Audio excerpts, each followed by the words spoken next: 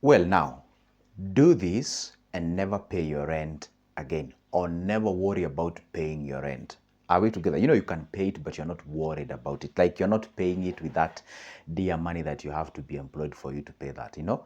I'm good, Joseph, and I always come here to give you the tips on how you can be able to make your life simpler as far as the finances are concerned. And by the way, you might be like, oh my goodness, that sounds too good to be true. Indeed, it is too good to be true, actually. It's too good and it is true. So go ahead and hit the subscription button. If you haven't, if you're watching me for the first time, I upload such kind of videos each and every day. So once you subscribe, you'll never miss any good video of mine. And if you're a returning subscriber, thank you very much. And thank you for your eyeballs. And make sure that you like the video. Make sure that you leave a comment on the comment section. Let's get on the board, okay? Here we are, and guess what we are looking? We are looking on ways on what we can be able to do so that we don't worry about paying our rent. Are we together? Now, the question is, the only one way most people are used to believing that you cannot pay your rent is simply by building your own home, isn't it? That's what most of the people say, like, hey, if you build your own home, then you're good to go. Then you are not paying your rent.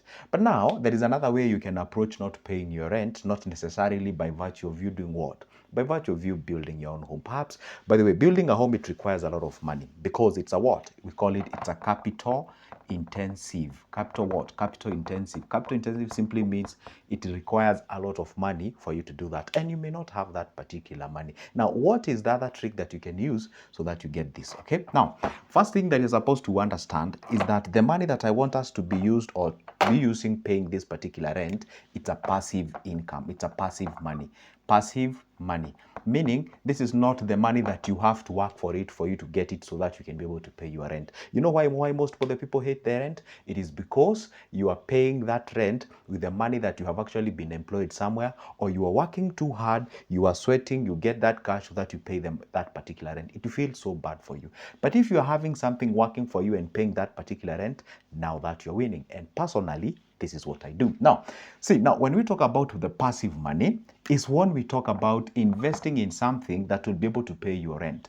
And of course, I know rent usually happens monthly. You have to pay your monthly rent, okay? If you're in Nigeria, they pay their rent yearly. In Kenya, we pay our rent monthly. So now, if you want to pay your month, or rather you want to pay your rent monthly, therefore you have to look for an investment that gives you return monthly. Are we together? It has to be that way. Now, the question is, which is that particular investment that you can venture into so that you can be able to raise the money to a point whereby it can be able to pay your rent? Now, first of all, before you even pick that investment, find out how much is your rent. If your rent, let's say, is 20,000, are we together? Is 20,000 a month, is 10,000, or is whatever the amount of money it is. First of all, identify the number, then pick an investment. And of course, the first priority that I'm gonna give in this particular talk is there. I have 4 ways on how you can do this. Let's start with the way number 1 is the MMF. You can decide today, I will focus on investing the surplus, investing the cash that I may be able, the cash that I'm paying myself. Remember we talked about you paying yourself? I'm going to focus on investing the cash that I'm paying myself towards acquisition, the amount that is equivalent that will be able to pay my rent out there. Now together, if you do your calculation and realize that you need to have like 2 million aside for you to be able to do what? To pay your rent effortlessly. And by the way, if you take this 2 million, probably may not be able to enough to build you a home. If you buy a plot worth like a million can't even bring you quite of a decent home. Probably you won't even get what you call the dream house. But if you know you need this amount of money, focus on pumping in. Let's say in a month, you can be able to set aside 20K in an investment. You keep on pumping this 20K in this basket of money market fund, which gives returns each and every month. Therefore, those returns, you can be able to use it for the purposes of paying your rent. Now, I know you may not be able to put this 20K this month, then the next month you're not paying your rent. No, but if you focus on building that particular structure or system that will be giving returns for you continuously in a period of 1 month, then you'll be able to at least one day be able to reach that particular levels whereby the money that you have accumulated is enough to do what? To pay your rent. Another way you can approach this, probably you are watching this video and you already have some cash set aside. Probably you have this 2 million, probably you have 3, you have 4. But if when you do your mathematics, it's not enough to actually do what? Build yourself a home. And instead of rushing into building a home or a house that is really not your dream house, probably in future you might require to sell it or maybe maybe bring it down, that is deconstruct it, then you can be able to put that money into an investment which is giving you returns. Then you can use the returns to pay your house rent, and then the money is remained there. Then you keep on doing what you did to get that what you had invested, so that you raise that money to the particular levels whereby it's now able to cater for you building that particular home that you actually admire. Did you see what I've done there? You are not using the money that you have set aside in terms of your savings. No, you are using the baby money that is being made out of the money that you had. Then you're using that to pay your rent. And that is exact formula that you can use, particularly with this, what we call the money market fund. Or you can also use what we call the FIF, that is fixed investment fund. Can also be able to cater for that returns, or those returns that can be able to be used to pay your rent. So what am I even saying in this particular one? Simple. If you do not have this money up front, focus on building it by throwing that money into an investment bucket, particularly in a money market fund with this regard. Then keep on building that to the levels whereby the money that you've already accumulated in that basket, its returns is able to do what? To cater for your house rent. That is when you do your mathematics and have identified how much you pay for your rent, then how much you will be need to invest for it to give you returns equivalent to that. The other way that you can be able to pay your rent effortlessly without worrying and having an easy time is going what we call the bonds layering. The bonds layering. Are you together? There's something called the bonds layering. Bonds layering, what exactly is this? Okay, without even going to the details, these are treasury bonds. Let me just write that name in full. Treasury bonds, okay? This is an investment. Basically means lending government your cash for a longer period of time. And bonds, we know they pay 2 times per year. We say that they pay semi-annually. They pay semi-annually. That means if you can focus on, let's say for example, there are 2 ways on approaching this. One, if you have the cash like the initially that you had to put it in a money market fund, you can decide to put that cash in this bond. But don't put that money in a single bond, whereby you go, do a bidding and then you throw the entire cash. Let's say it's 2 million, for instance. Don't go through the entire 2 million in that particular single bond. No, what you do, you distribute that. And how do you do that? A year is made up of 12 months, of course, which is month 1, 2, 3, all the way to month 12. Now, what happens on these treasury bonds? They pay interest after every 6 months. After every 6 months. 1, 2, 3, 4, 5, 6, they pay your rent. They pay the interest. Another 6 months, they pay, meaning they pay you 2 times in a year. So what I want you to do with your 2 million here, and if you do not have the 2 million, I'll show you how you can reach there. So just hang around. Don't be like, oh, that's not mine because I don't have the money. Just hang on, okay? Now, if you have this 2 million, instead of investing in a single bond, which will be paying you only 2 times in a year, and yet you're supposed to pay your monthly bill, that is rent, each and every month, what you do, you distribute this amount of money. For example, and I want you to distribute this amount of money in 6 different months. Are we together? 6 different months. So you simply take this 2 million divided by 6. Are we together? Let's say if you divide this by 6, 2 million divided by 6, 400,000, no, 400,000 will give you 2,400. So that, let's call it around, let's call it around 300,000, 320,000. Let's call it around 320K. No, you cannot invest 320K. You have to invest in multiples of 50. Let's say 350K. Are we together? So if it's 350K, for instance, I'm throwing a random number. Now you take this 350K, invest in the first bond. That is, let's say for January, let's say we have a bond, you invest on January. That is the first bond. You take another 350K, you invest on the second bond, which is on second month, that is on February. You take another 350K, 350K, another one on this particular, another one. 1, 2, 3, 4, 5, 6. Now this is the month 6. 6 months. Now this is where the 6 months is. Guess what? You have actually invested that money continuously in a period of 6 months consecutively. Now guess what happens now? The one that you had invested on the first month, it will pay you interest on July or the June there, around there. And then the one that you had invested here will pay you on the next month. The one that you invested here will pay you on the next month. The other one will pay you on the other month, on the other month, on the other month.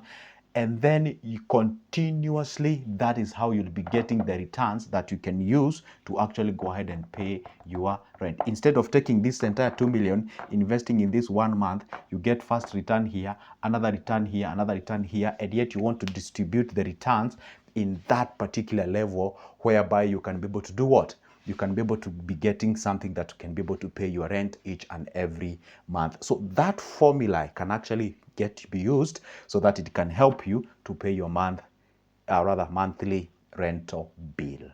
If you've gotten value so far, go ahead and hit that like button, okay? Now, we go to the third way of achieving this. Now, what is the third way of paying this rent without worrying? And the third way is when we talk about dividends. Dividends has and can be able to do what? Be used to pay for your rent. What are dividends? Dividends, in a simple language, it's the profit shared by the company you invested on, or you own. Actually, that is the correct way of defining it. Company you own. For example, if you come from Kenya, you buy shares for a company like Cooperative Bank, for instance. Let's say you buy shares for Cooperative Bank, okay? Now, when you buy shares for this, what happens is you have to identify when this Cooperative Bank pays its dividends. Let's say it pays on August.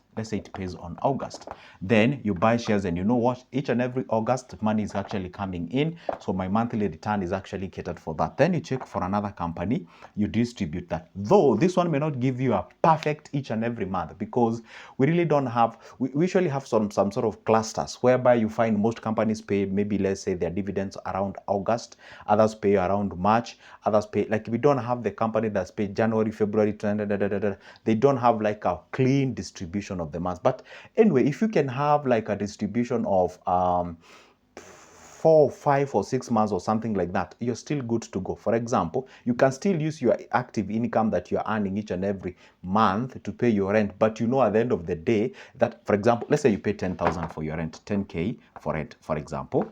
That means at the end of the year, you need to have 120K, isn't it?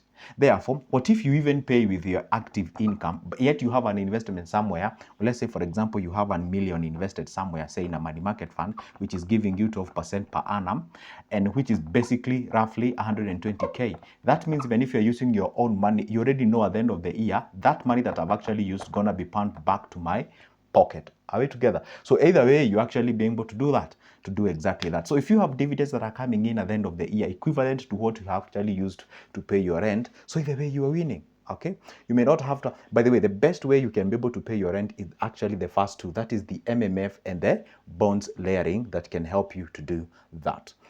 Allow me to introduce the last one. The last one is a bit, interesting. I've actually done it personally. And some of you are watching here, watching my videos, probably have ever lent you some cash. And that is what we call the peer-to-peer lending. Peer-to-peer lending. And this is how I was using this formula, okay? I could actually check. Back then I used to pay my house rent around 3,500, okay? And this is what I used to do. So see, 3,500, how much do I need to invest to get this interest? And this is how I used to do it. When I give you 1,000 shilling, then I could tell you return that with 150 shilling after 7 days.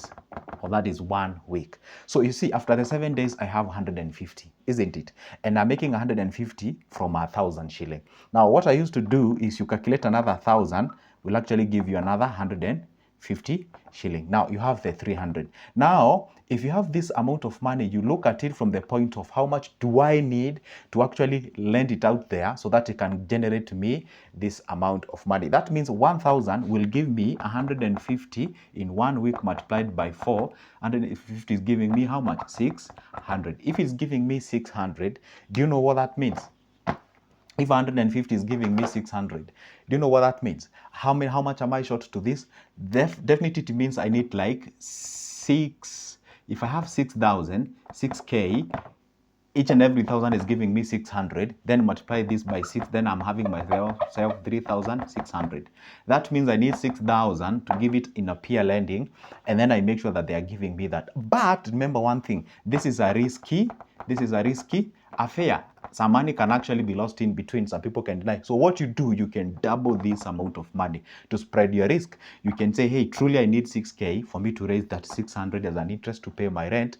But I can actually do what? 6K multiplied by 2, meaning I need 12K. If you have the capacity, you can even say, you know what, I'm going to risk this 18,000. You can even go the 3x and then do what? That is 18K. If you're interested just to pay the rent, then you can actually go ahead and do what? You need 18K. You go ahead and do what? Pay that amount of money in your return. So let's say the first batch of 6K did not manage to give you that 600.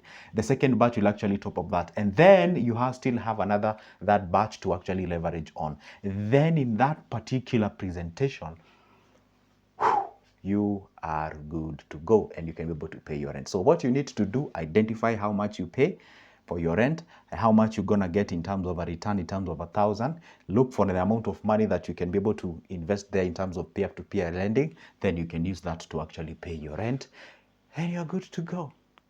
So we need to use our brains, when it comes to cash and investing and what have you, so that we can be able to earn something at the end of the day. This is Good Joseph. In case you're watching me for the first time, go ahead and hit that like button. Make sure that you subscribe, and let's see each other on the next video. And by the way, if you need any personal guidance, maybe you want to call me, you want to talk with me, you want us to meet physically, my number is always on the description of this particular video. Pick it up there. Let's talk. Let's have a discussion, because when we start talking, or we stop talking, we start fighting. See you in the next one. God bless you.